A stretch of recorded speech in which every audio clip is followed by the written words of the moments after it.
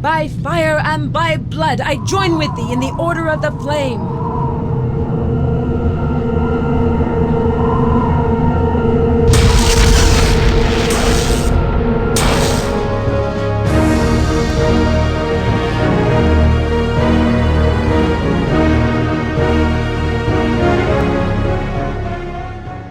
Drakan Order of the Flame is a third-person action-adventure game from 1999 developed by Surreal Software. If you're unfamiliar with it, then the most basic description I can give you is that it's like plucking the classic version of Lara Croft out of whatever tomb she's raiding and dropping her into a fantasy setting complete with orcs, goblins, magic, and most importantly, dragons. But such a simple description doesn't really do Drakan justice. Using the term Tomb Raider clone to describe some parts of the game wouldn't be incorrect. The main character Rynn definitely seems like Lara Croft's long-lost sister, with her similar appearance and movements. There are also huge levels where you delve deep into dangerous dungeons or explore the ruins of an ancient city while avoiding traps and solving puzzles. But Drakan also used some compelling ideas that made it stand out as a unique title and not just a knockoff.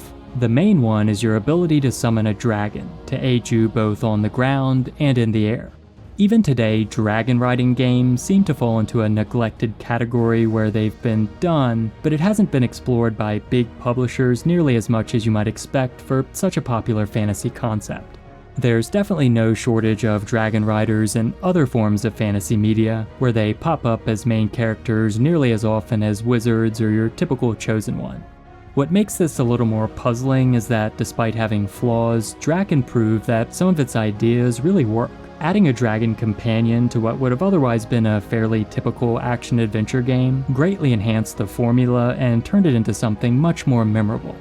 Unfortunately though, that memory seems to have faded over the years. You don't really see Drakan Order of the Flame talked about much these days, which I'm sure isn't helped by the fact that you can't buy it anywhere digitally. It did generate a lot of buzz back around the time it came out though. Trailers and ads showcasing its ambitious ideas and impressive graphics for the time captured plenty of attention leading up to its release. And so did some of its promotional images. I'll leave you to guess why. After its release, Drakan was mostly well received by critics and later got a sequel in 2002, which was a PS2 exclusive. One problem that the game did have though was bugs, some of which were game-breaking. But an unofficial patch you can download from a great fan site called Auroch's Lair fixed most of that for me, and it helps things run smoothly on modern systems. Highly recommended if you want to play Drakan Order of the Flame today. Drakan begins with a cutscene showing its protagonist Rynn and her little brother innocently returning to their village, only to run into a nasty surprise when they find it invaded by orcs and their meaner, uglier commanders who are known as wartalks. Things quickly escalate from bad to worse as they start butchering the townspeople and taking prisoners.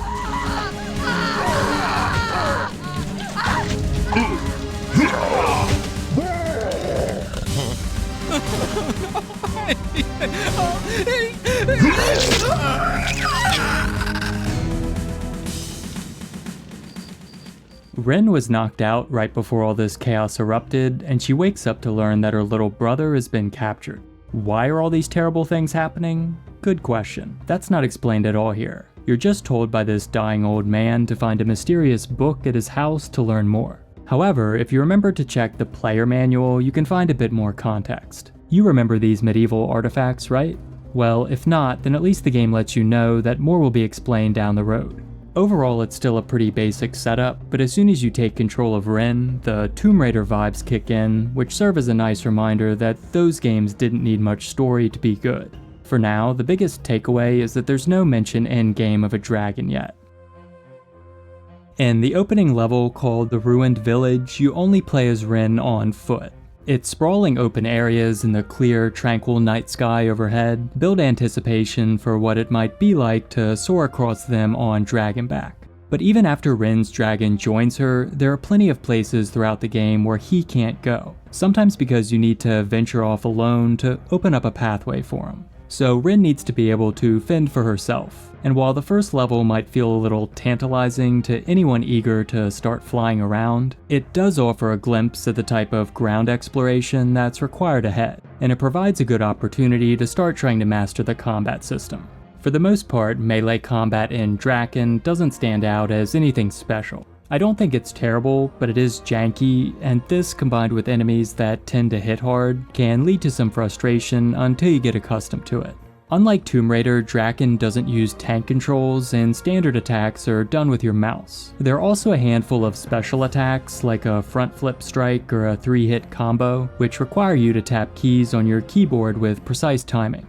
I found good situational uses for some of these, like poking at enemies from a distance and using a powerful attack to stun lock certain enemies, but I relied much more on just strafing around while slashing with standard attacks, because it's far easier to maintain momentum and avoid taking damage this way, since you don't have to pause and tap in a combo, and the animations for some special attacks are pretty slow.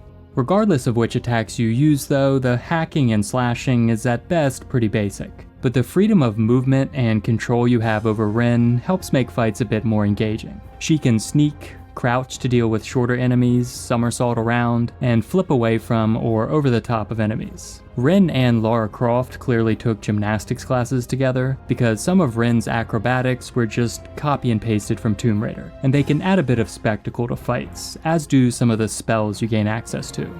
Enemy variety isn't a strong point, as you face many of the same creatures over and over, but there are cool design elements for some of what's there. Disturbing creatures known as scavengers thrash at you with their oversized blood-soaked limbs, and their creepy death animation is made even more chilling by the way they screech as they writhe in pain. Massive giants can scoop Rynn up and throw her limp body at a nearby wall, or throw objects or even smaller nearby enemies at you. And the succubi are, well... What were those things anyway? Succubi. Perplexing creatures. I don't trust them. A little too friendly, if you know what I mean.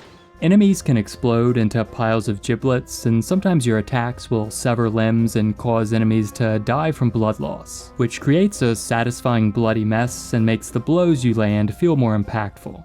Ranged weapons are required to kill some enemies, and fighting from a distance with a bow significantly reduces the burden of any fight. However, arrows are limited, so you have to carefully pick your spots, and sometimes the forced auto-aim feature has a complete mind of its own.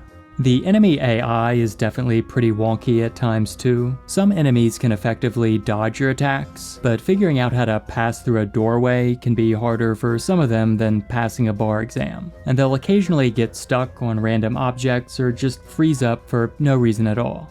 These issues were all noticeable, but I wouldn't say that any of them were so bad that they actually ruin the challenge of combat. Most enemies are still fast and lethal, and during some of the tougher levels, I was actually glad to be able to exploit some of the AI's shortcomings. And if you're willing to use your imagination a bit, it does fit with the idea that some of the enemies are supposed to be pretty stupid, which is shown by some scripted events where they accidentally kill each other.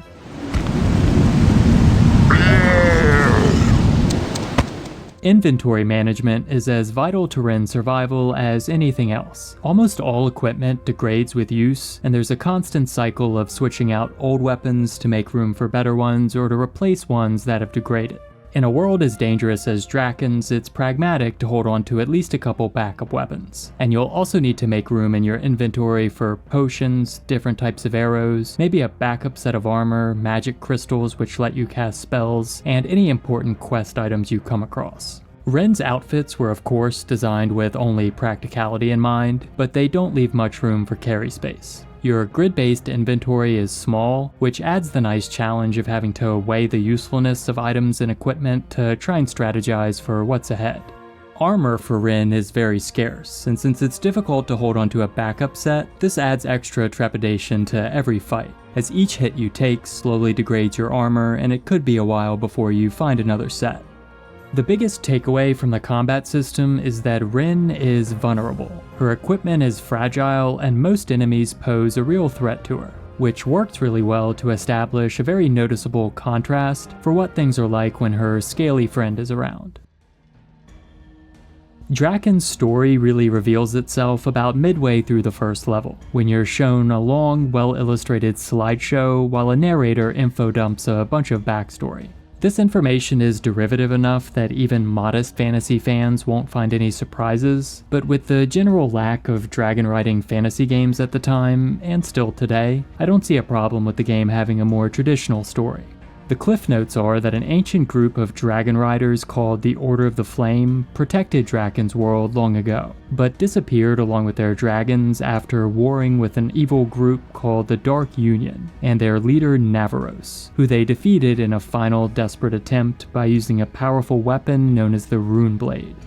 I'm not sure if Rynn is really all that interested in any of this, she just wants to save her brother. But now that evil creatures who seem connected with the Dark Union have returned, she needs all the help she can get.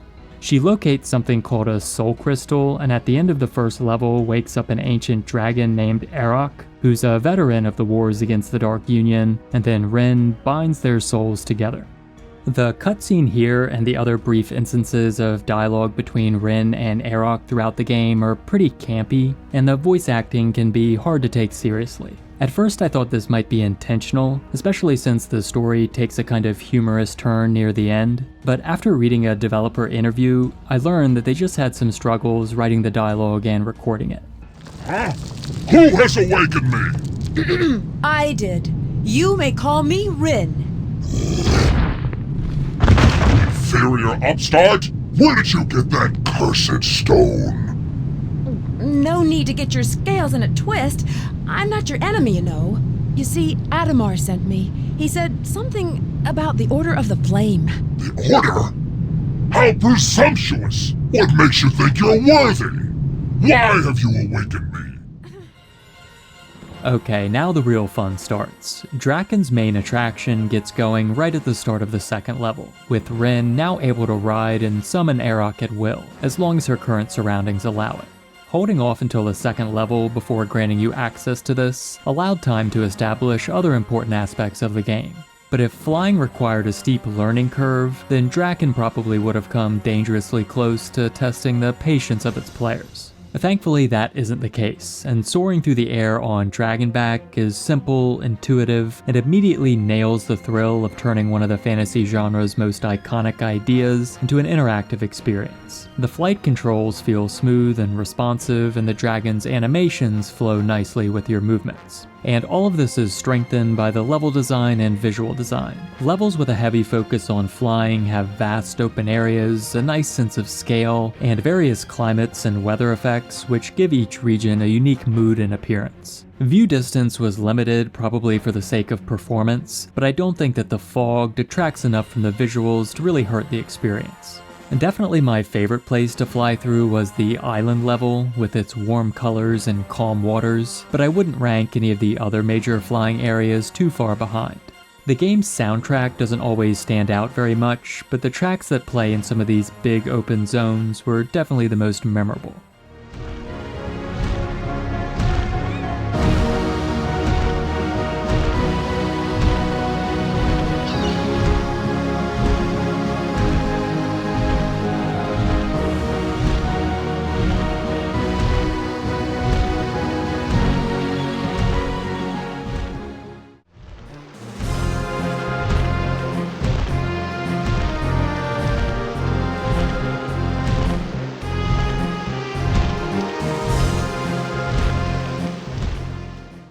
Nearly every article I've read about Drakan poked some fun at the fact that Rynn doesn't seem bothered by the cold while she's flying at high altitudes and freezing weather. Well, maybe it's all the turrets and enemy dragons hurling fireballs at her that's keeping her warm.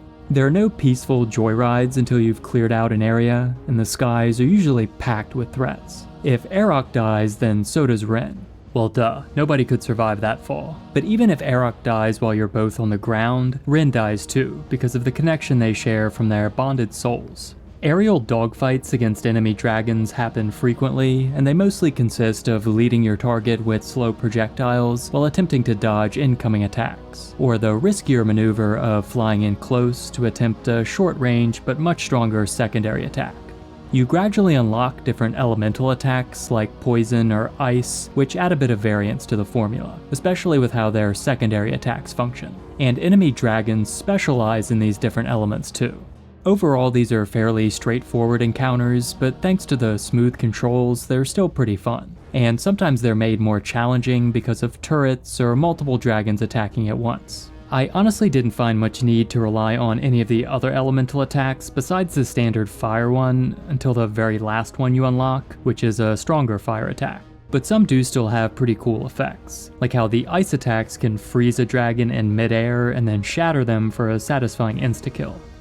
The standard ground enemies usually pose absolutely no threat at all to Arok unless you're really not paying attention. And easily his most awesome display of power is the way he can annihilate any of them in seconds. You can barbecue orcs, goblins, and even giants with incredible ease, which feels extremely gratifying because of how you have to really struggle against some of them when you're playing as Rynn.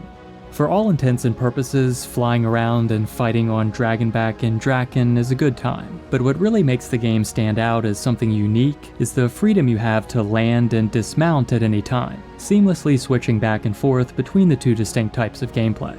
Clear out an area with Arok, and then explore the ground below as Rynn, where you might find the next important quest area or secrets that reward you with powerful equipment. And it gets even better too.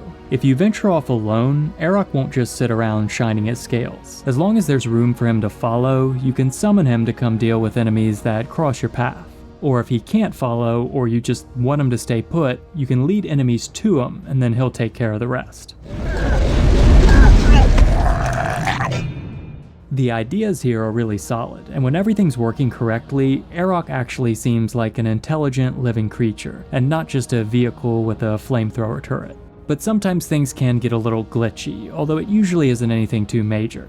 His aim is bad sometimes when he's attacking on his own, and like certain enemies, he'll struggle to fit through some openings unless you enter them perfectly, which can get a little frustrating. His short-range fire-breathing attack is also insanely overpowered. It's fine for dealing with most ground enemies because they're supposed to be incredibly weak compared to him anyway. But once you get the hang of the aerial dogfights, you can use this against other dragons and kill them pretty much instantly. And you can even defeat the disappointing final boss in like 5 seconds with it. This is even more odd when you consider that it's one of your default starting attacks, and it's the main reason I didn't feel much need to use any of the other elemental attacks, because why bother when you already have an attack this good?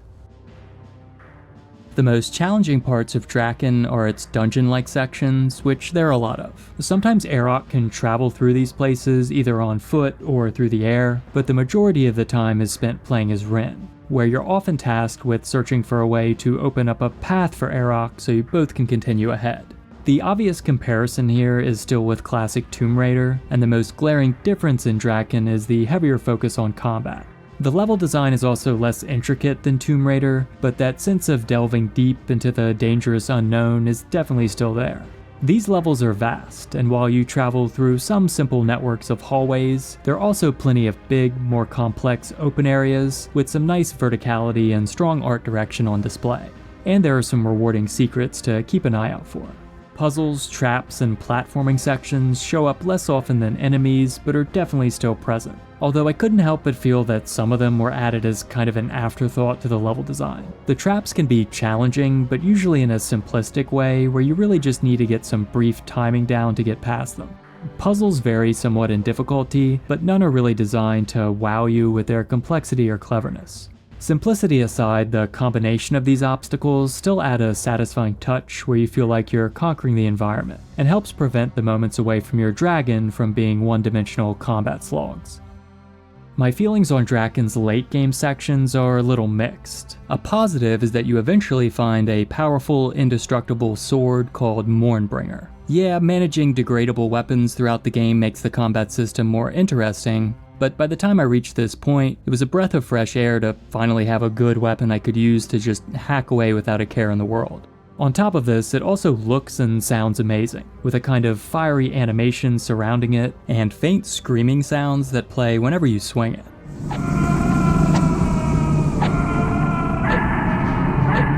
Oh, and it's also vampiric, meaning each blow you land also heals Rynn. So yeah, pretty much the ultimate weapon. The story gets pretty silly near the end though, when the primary antagonist temporarily shifts from this to this. Servants of Darkness can't pass the test required to take the Rift Crystal, so I deceived an innocent into taking it for us. There are a few other weird plot moments too, with kind of half-hearted attempts at humor, like when the orcs in one area get scolded over a loudspeaker for being lazy. It's a jarring tonal shift because of the lack of humor during the first, 85% of the game, but since Drakan doesn't really have a strong focus on story overall, it wasn't really that hard to overlook. Although the abrupt and unsatisfying cliffhanger ending was more difficult to ignore. Some of Drakan's strengths come to the rescue at the end though, with a fantastic setting for the final level, where you get to fly around the inside of a giant volcano. It's visually impressive, at least for its time, and has some of the game's most intricate areas to explore, with valuable in-game equipment to find, plus a steady flow of combat that really tests your mettle. So that when it's all said and done, I think Drakan still managed to deliver at least some elements of a climactic ending, despite a few shortcomings.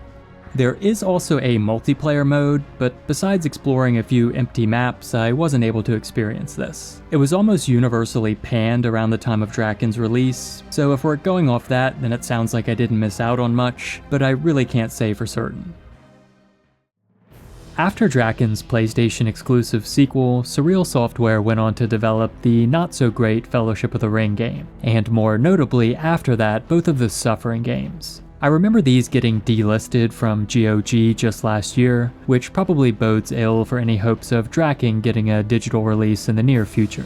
That's a shame because Drakan Order of the Flame is a solid and quite interesting late 90s action-adventure title, which could placate fantasy fans who might be searching to no avail for a game that takes a really ambitious swing at dragon riding. For a game that on its surface seems like it might just be a simple Tomb Raider clone, Drakan is actually very unique. The way you seamlessly shift between flight and ground exploration, and just how much focus there is on both of these aspects, puts it into a rare class, and I honestly don't know of any other game quite like it.